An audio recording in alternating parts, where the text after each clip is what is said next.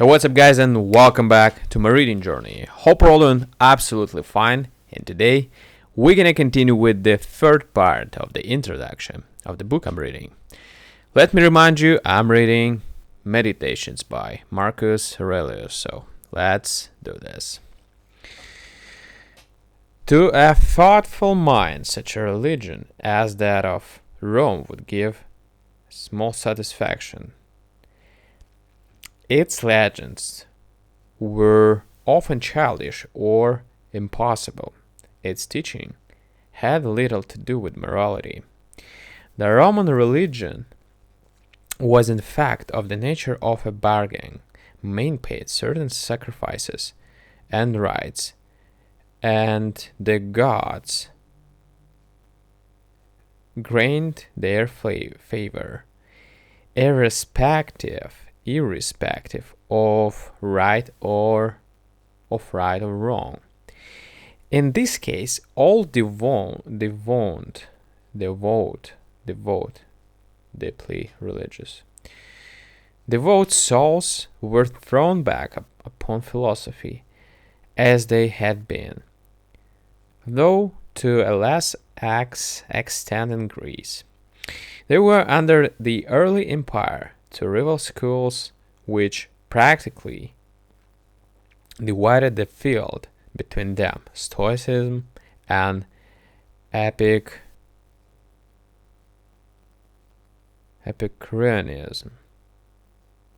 Epicureanism. The ideal set before each was nominally much the same. The Stoics aspired to the repression of all emotion, and the Epicureans to freedom from all disturbance.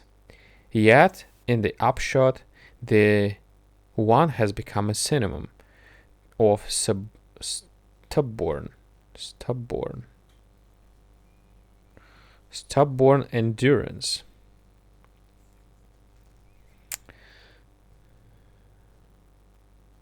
The other for unbridled license, unbridled, not controlled or limited, unbridled license. With Epicureanism, we have nothing to do now, but it will be worthwhile to sketch the history and tenets, a belief of a group, tenets of the Stoic sect. Zeno, the founder of Stoicism, was born in Cyprus, and at some date unknown.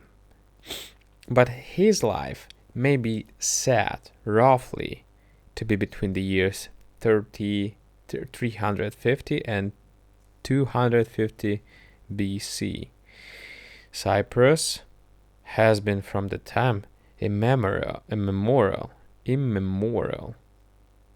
very old or ancient, a meeting place of the East and West, and although we cannot grant any importance to a possible strain of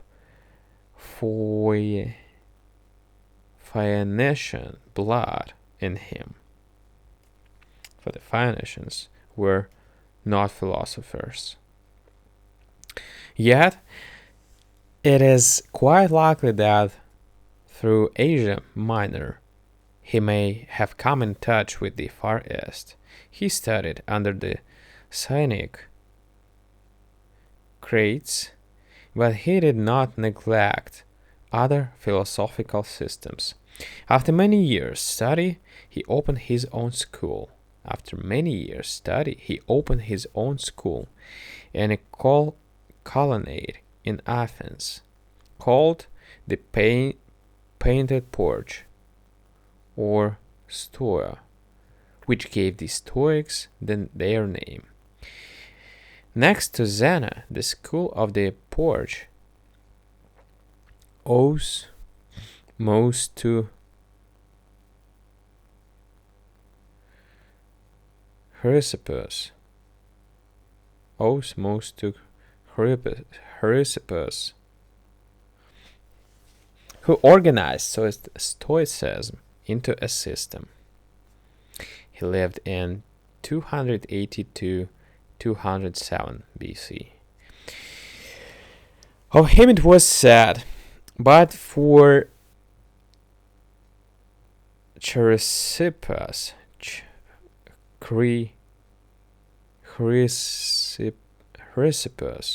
Chrysippus, there had been no porch. Okay.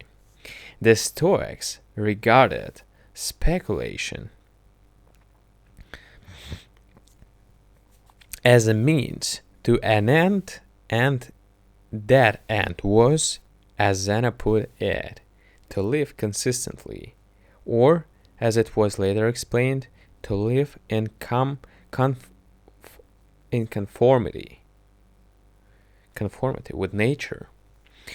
This conformity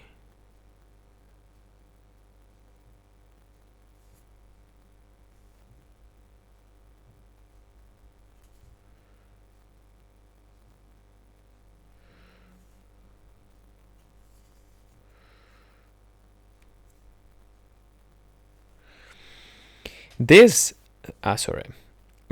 conforming of the life to nature was the Stoic idea of virtue. This dictum might easily be taken to mean that virtue consists in yielding to each natural impulse. But that was very far from the Stoic meaning. In order to live in accord with nature, it's necessary to know what nature is, and to this end, and threefold division of philosophy is made: metaphysics, dealing with the universe and its laws, the problems of divine government, and teleology, logic, which means trains the mind to discern true from false, discern. Logic, which trains the mind to discern true from false.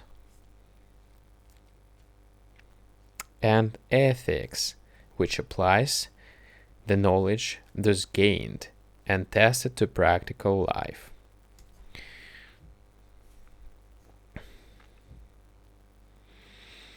The Stoic system of physics was materialism with an infusion of pantheism. In contradiction to Plato's view that the ideas or prototypes of phenomena alone really exist, the Stoics held that material objects alone existed, but immanent in the material universe was a spiritual force which acted through them, manifesting itself under many forms, as fire, ether, spirit, soul, reason, the ruling principle.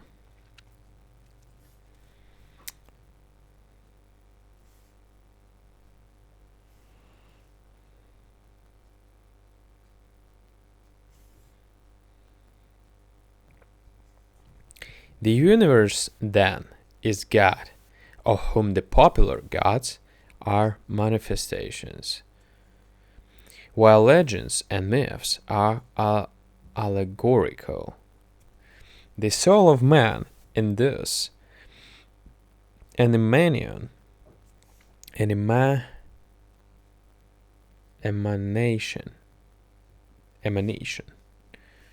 from the Godhead, into whom it will eventually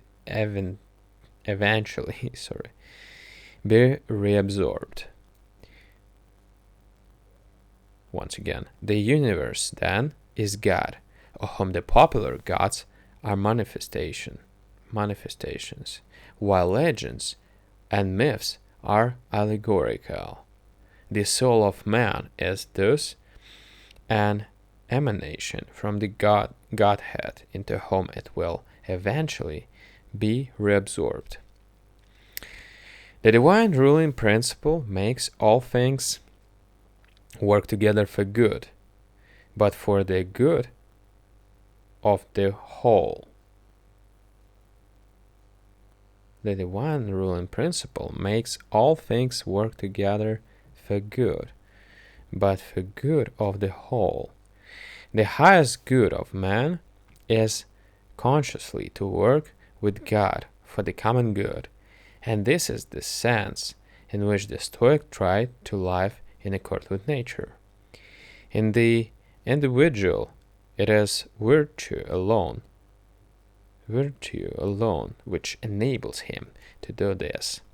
As providence rules the universe, so virtue in the soul must rule man.